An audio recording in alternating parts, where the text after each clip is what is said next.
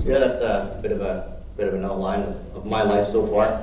A lot of people ask me when I'm speaking, or just in general, was it difficult growing up without arms and legs? And I can honestly answer that question with absolutely not. It was quite easy. And to help you guys put that into perspective, you guys were born without, or with, I'm assuming with, arms, legs, feet, hands, elbows, knees, and you learn how to grab things, and then you learn how to crawl, and then you learn how to walk, and then you're running, and now you're here. And it was the same thing for me. I honestly wonder how the heck you guys manage all that stuff sometimes. I mean, I'm a nice compact little individual. It's easy to skateboard, longboard, nice low center of gravity. It's a short fall to the ground. But no, it was actually quite easy, and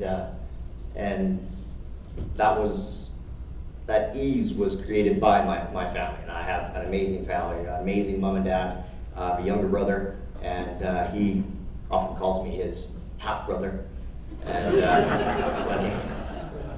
he'll be referring to his half brother, and somebody say, "Oh, you and Chris don't have the same father?" "Yeah, we do." "Oh, we have different mothers then?" "No, same mother." Then they catch it. And philosophy that I've always lived by is, if you can't laugh at life, what can you laugh at?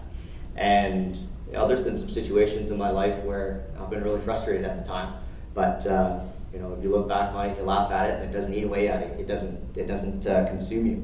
And I spoke at Scott's son's school yesterday, and a story I told them, they quite enjoyed it, so I'll share that one with you too.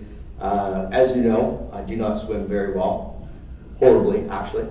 And it was my first time at the water slides. I was with my dad. We didn't have a life jacket, and I didn't really want to wear a life jacket on the water slide because it might hinder your ability to slide down. So we decided that my dad would go down ahead of me, and that I would follow him down. And when he got to the bottom, he'd turn around and wait for me, catch me at the bottom, and we'd keep going.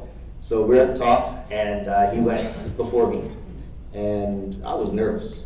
And so I'm waiting, and people are lining up behind me, so I went off to the side, and a couple people went, and Dad's down there, I'm not coming. He said, "Well, I chickened out," so he started heading back up the stairs. I finally mustered up the courage, so I started heading down. And going along pretty good, and there was this lady ahead of me, and she was going quite slow, and I just about barreled into her. And I got slowed down. Well, the guy behind me was a very big man. Might even have been Big John, I don't know. But he came barreling down, and he ran into me, and then we both ran into this lady. And we get to the bottom of the water slide in a heap.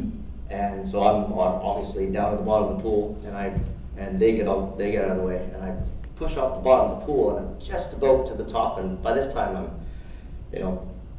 starting to panic. I've been a while without some fresh air. And the next person comes down and lands on top of me and sends me back down to the bottom of the pool. I'm starting to panic. I just grabbed onto the leg, and I did not let go until I let his leg out and fished me out of the water. So, and I've had millions and millions of instances like that where I could probably sit up here and talk for 2 hours and tell you those kinds of stories, and I'll make sure I share a few others.